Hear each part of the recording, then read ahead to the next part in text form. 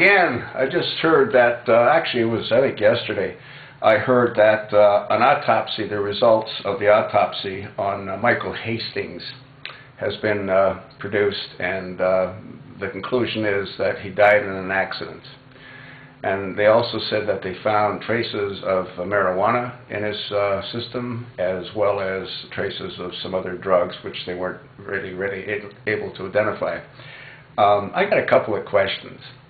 Well, the first question is, how do you determine that if a body's been pretty much incinerated, if not cremated?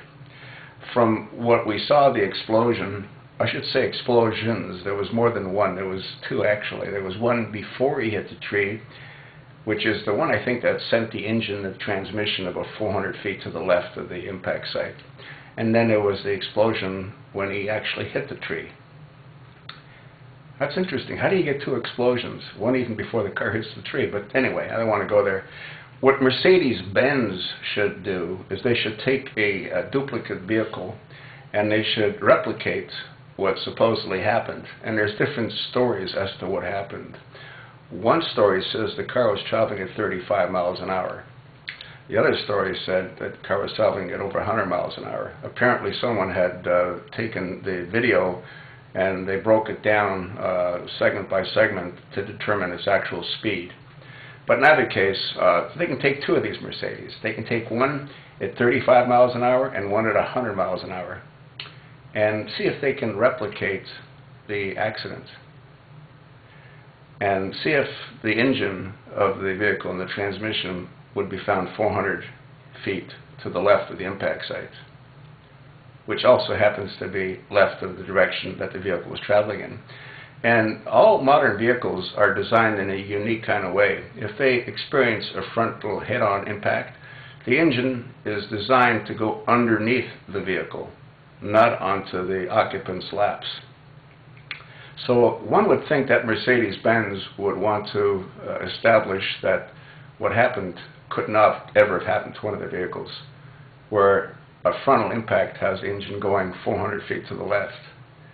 And someone also needs to explain how you can get the autopsy results from a body that's been incinerated. Now, I guess we don't know to what degree, but from the videos of the fire, it was pretty darn intense. And I think you wouldn't need a whole lot more to end up with nothing but ashes. Again, I don't know.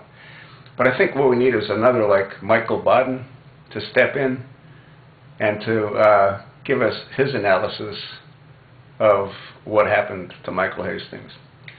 The information that sort of has leaked out that Michael Hastings had to go underground.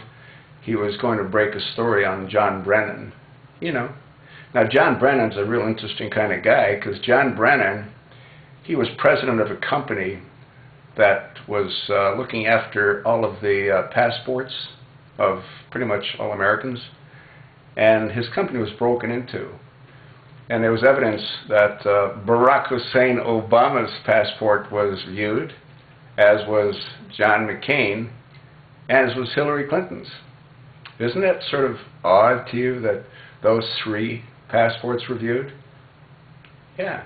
And a couple of people, I think, died as a result of all that. But anyway, I'm sure it's just a coincidence that Michael's car blew up twice and his engine was 400 feet to the left, and they found traces of marijuana in a body that was incinerated. Yeah, but what do I know, huh? Huh?